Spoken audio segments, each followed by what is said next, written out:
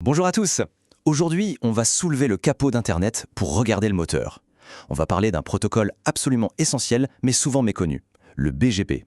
C'est, pour faire simple, le système nerveux central qui permet à tout le réseau mondial de fonctionner.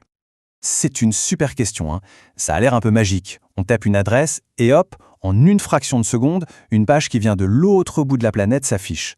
Mais derrière cette magie, il y a en fait un protocole incroyablement intelligent et, il faut l'avouer, un peu complexe. Et c'est justement ce protocole qu'on va décortiquer ensemble. Alors, voici le programme. D'abord, on va voir ce qu'est vraiment Internet. Ensuite, on se penchera sur la double vie du BGP. Oui, vous avez bien entendu. Puis on verra ses règles du jeu, comment il gère les chemins, et surtout, on finira par comprendre pourquoi tout ça est absolument vital. Allez, on commence par la base. Pour vraiment piger le rôle du BGP, il faut d'abord casser une idée reçue sur ce qu'est Internet. Et oui, surprise! Internet, ce n'est pas un gros nuage unique et centralisé. Pas du tout. En réalité, c'est une sorte de gigantesque coopération volontaire entre des milliers et des milliers de réseaux qui sont tous indépendants les uns des autres. Chacun de ces réseaux indépendants porte un nom technique, un système autonome, ou AS pour les intimes. Pour se faire une image simple, pensez à un AS comme au service postal d'un pays. Il sait parfaitement comment acheminer le courrier à l'intérieur de ses propres frontières. D'accord, mais que se passe-t-il si une lettre doit aller d'un pays à un autre? Eh bien, il faut des accords internationaux, des traités postaux. Le BGP, c'est précisément ça. C'est l'accord diplomatique qui permet à tous ces services postaux, nos fameux systèmes autonomes, d'échanger du courrier, ou plutôt des données, de manière efficace. Maintenant qu'on a posé les bases, on arrive au cœur du sujet. Et c'est là que ça devient vraiment intéressant. Le BGP, c'est un seul et même protocole, mais il a deux missions complètement différentes. Il a en quelque sorte une double personnalité. Et voici ces deux visages. D'un côté, il y a le BGP externe, ou eBGP. Lui, c'est le diplomate, celui qui parle aux autres réseaux, aux autres pays. De l'autre côté, on a le BGP interne, ou IBGP. Son travail, c'est de prendre les informations apprises de l'extérieur et de les diffuser à tout le monde à l'intérieur de son propre réseau. Cette distinction est la clé. Si on la comprend, on a presque tout compris au BGP. D'accord, mais concrètement, comment est-ce qu'ils se comportent différemment? Commençons par la base, la façon dont les routeurs établissent des connexions entre eux. Dans le jargon, on appelle ça le peering.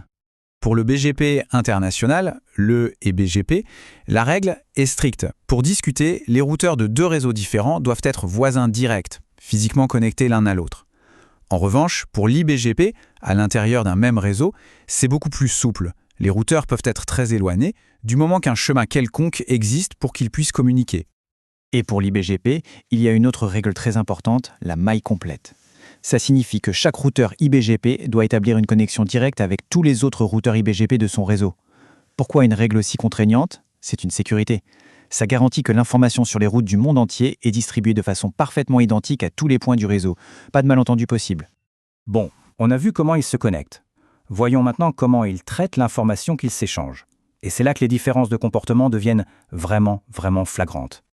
Avant d'aller plus loin, il faut qu'on parle d'un concept essentiel, la distance administrative. C'est assez simple en fait. C'est une note de confiance qu'un routeur attribue à une information. Plus le chiffre est petit, plus le routeur fait confiance à la source de l'info. Et donc, une route apprise d'un réseau voisin via l'IBGP, le protocole international, reçoit une note de 20. C'est un excellent score, ça veut dire que l'information est considérée comme très fiable, parce qu'elle vient directement de la source. Par contre, une route apprise d'un collègue à l'intérieur de son propre réseau, via IBGP, se voit attribuer une note de 200. C'est 10 fois plus élevé. Le message est limpide. Une information qui vient directement de l'extérieur est toujours préférée à une information qui a déjà circulé en interne. C'est un mécanisme fondamental pour éviter les problèmes. Ce tableau résume tout ça à la perfection. D'abord, le next hop, c'est-à-dire le prochain arrêt sur le chemin. En eBGP, le routeur se désigne lui-même comme la prochaine étape. En IBGP, il ne touche pas à l'info d'origine. Ensuite, l'ASPAF, la liste des réseaux traversés. En eBGP, le routeur ajoute son propre numéro à la liste, comme un tampon sur un passeport. En IBGP, il ne modifie rien. Et enfin, on retrouve notre fameuse distance administrative qui donne systématiquement la priorité aux routes externes. Bon, après tous ces détails techniques, on en vient à la grande question. Mais pourquoi? Pourquoi toute cette complexité? La réponse tient en quelques mots. Pour qu'Internet puisse fonctionner et grandir sans s'effondrer. C'est là qu'on touche au génie de cette conception. L'IBGP s'occupe des relations internationales entre les réseaux. L'IBGP, lui, gère la logistique nationale, la diffusion en interne. Cette séparation nette crée une hiérarchie et une structure incroyablement robustes. C'est ce qui empêche le chaos, évite que les données ne tournent en rond et assure la stabilité de tout l'Internet mondial. Une toute dernière précision, mais elle est importante. Le BGP, c'est la carte du monde. Mais pour que les routeurs d'un même réseau puissent se parler entre eux au départ, ils ont besoin d'un autre protocole, un protocole de routage interne, qu'on appelle un IGP. C'est un peu comme avoir besoin du plan de sa propre ville avant de pouvoir utiliser un atlas mondial. On a donc vu comment le BGP tisse cette toile mondiale. Mais tout ce système, aussi technique soit-il, repose sur un principe très humain. La confiance. La confiance que les opérateurs de ces milliers de réseaux se font les uns aux autres.